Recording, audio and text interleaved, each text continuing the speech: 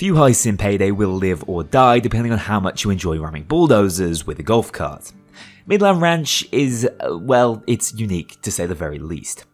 Update 223 was predominantly a Heist DLC update with some miscellaneous fixes and new cosmetics thrown in for good measure. So when it comes to reviewing an update like this, it all rides on how well the Heist experience holds up, which for once is not that easy to surmise. You see, Midland Ranch is at times a brilliantly silly, engaging, and innovative heist, and at others, it's a bit like watching paint dry. This dichotomy makes it seriously difficult to place, so this is why Update 223 should have just focused on the golf carts. Let's start by taking a closer look at the heist itself. The Midland Ranch is this fairly expansive farmland set out in the middle of nowhere, Texas, where unsurprisingly military-grade weapons are being assembled and smuggled across the country. We're contracted by newly introduced weapons dealer Gemma McShay to take care of this operation in order to free up capital in the region and find out who's the brains behind it all. The writing and voice acting is excellent once again, but it'll take some time for me to warm up to Gemma. She just doesn't have that same element of intrigue we saw with the brilliant Mira Furlan's Butcher character. Also, as Payday's resident law boy, I'm a little dismayed to see that there's still nothing tying us to Payday 2's overarching storyline, which I always assume would be the plan with these side stories. Not to mention, heisting for a bit of information and weapons is uninspired to say the least. How many bloody AKs have we stolen over the years? It is obviously setting up for the rest of the full heist narrative, but I'm not chomping at the bit to find out who's behind the smuggling, as I have zero investment in it from a Payday gang perspective. That's why the Ukrainian prisoner heist was so good in the City of Gold. It put skin in the game for us, so here's hoping they can do likewise with the Texas Heat campaign. As for the heist itself, once again it can be approached in both stealth and loud, although the objectives follow each other far closer than we're used to seeing. From the get-go, I really like that this heist gives you the choice in terms of objective order. We can decide to go directly to the ranch to follow some more traditional hacking objectives, or to the barns to secure the weapons early into the heist. This creates a more varied experience and is particularly useful for stealth, allowing you to take on the section you find hardest first to reduce the chance of failing a long way into the heist. I personally prefer to tackle the left path initially, allowing me to get the loot securing out of the way, and in stealth, take out the camera guard. However, this heist will generally point you in the direction of the ranch initially. This is a sprawling building that you'll want to familiarise yourself with quickly in stealth. Here, your objective will be to find the smuggler's office, gain access with either a keycard, passcode or drill if you're going loud, and find out the details of his employer. Here's where my number one issue with post-White House releases rears its ugly head again. Locke will give you no instruction as to where you can find said code or keycard. Instead, after about 30 seconds of aimless searching, you'll be greeted with an icon showing you exactly where it is. There's nothing fun about this style of objective design. You're not given the opportunity to solve the puzzle for yourself, as there are basically no clues for you to go off. But you're forced to wait around for 30 seconds before the game tells you what you need. Either just point us in the right direction immediately, or let us use our brains. Don't just waste our time and insult our intelligence by pretending that we're the ones doing the searching.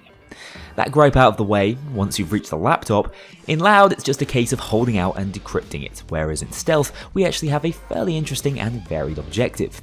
You require voice activation on the laptop, so essentially set up listening devices and troll the smuggler to secure some audio clips. Interestingly, you can kill him here, and he doesn't carry a pager. This will instead prompt you to find some sellotape to acquire copies of his fingerprints, a fun little variation. I really like this section of the heist in stealth. It forces you to move around in some fairly challenging areas. In loud, however, the ranch building is such a maze that I found cops struggle to actually get to me with any meaningful force. Payday AI pathing cannot be trusted in environments like this, it's just too easy.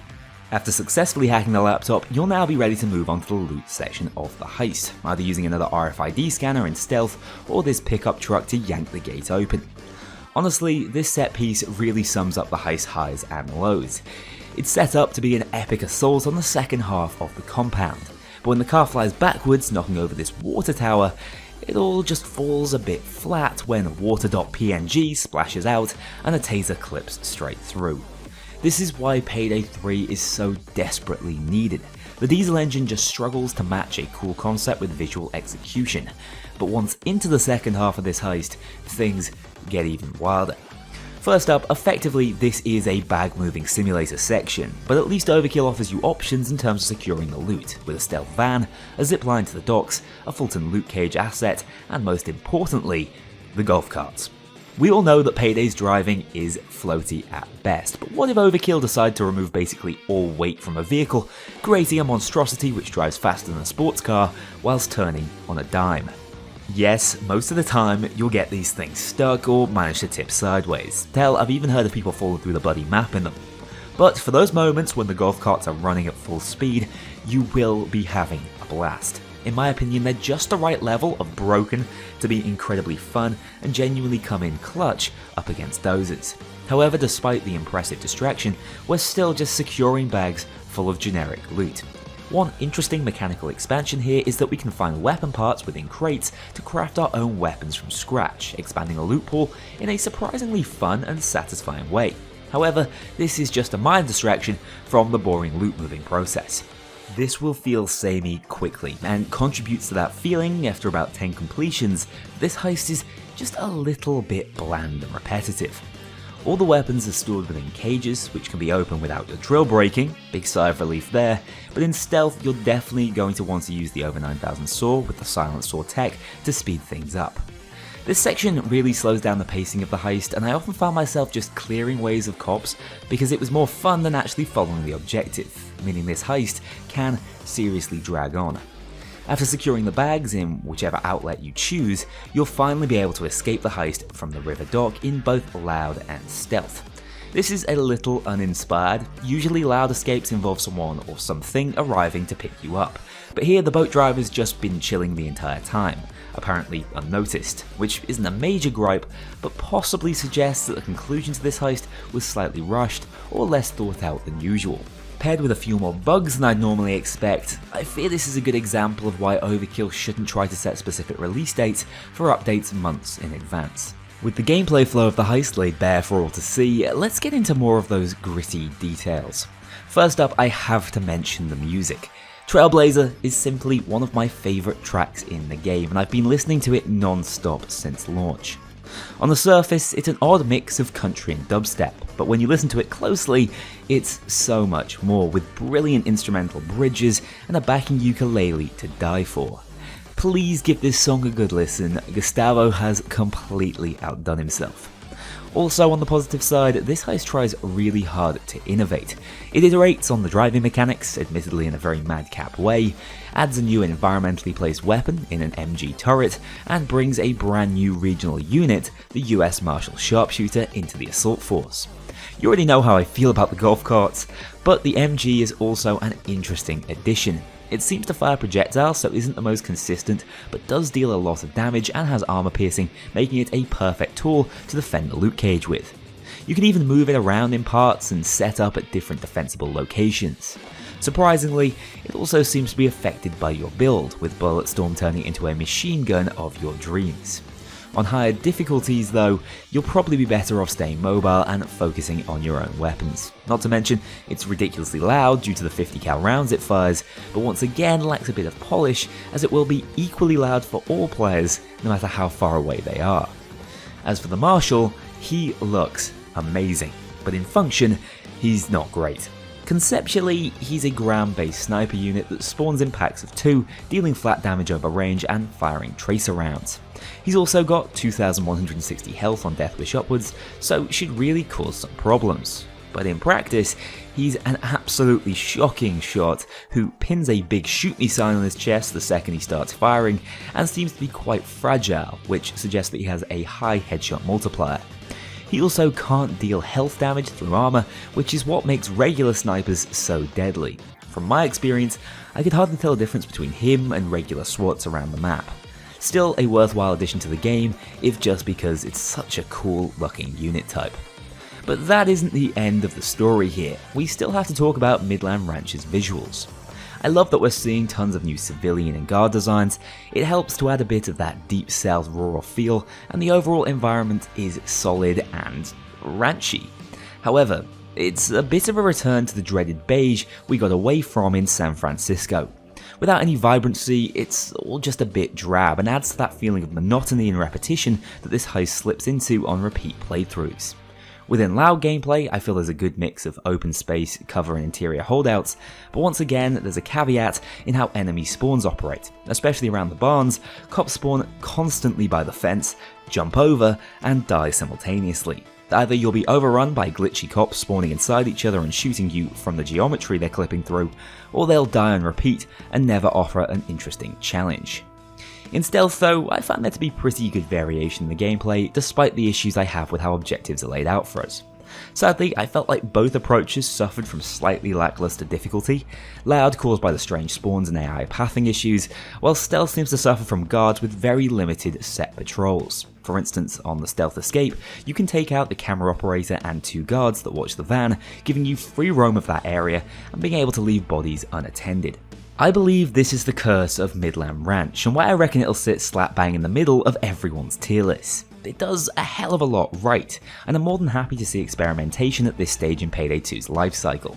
But I find that its scope leaves it full of holes, with systems not quite getting it right, such that often players will have to find their own fun in the playground Overkill has created for us, away from that lifeless colour palette and repetitive objectives, on the back of the trusty golf carts. On the positive side though, I found this heist to run exceptionally well, and outside of complaints of crashing when mounting the turret, it seemed quite stable all things considered. I found the objectives to be varied, and anything that encourages me to run things over in the golf buggy is fine by me. I particularly like Texas Treasures, which sees us craft a Sheriff Star by collecting materials around the map, but the secondary treasure hunt in Lucky Streak was possibly a bridge too far. Overall, I found this heist to be incredibly difficult to pin down.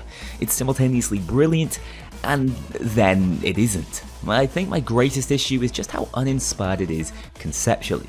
Within the heist there's loads of innovation, but the designers are really having to run with quite limited scope. I desperately hope that Overkill ups the ante over the course of this campaign, especially if it's their final hurrah before Payday 3. Admittedly, the other 2 campaigns started comparatively small, so I'm hoping that things will escalate in the same way. As for the rest of the update, we received a flurry of cosmetics only obtainable through the recently devised Starbreeze account system.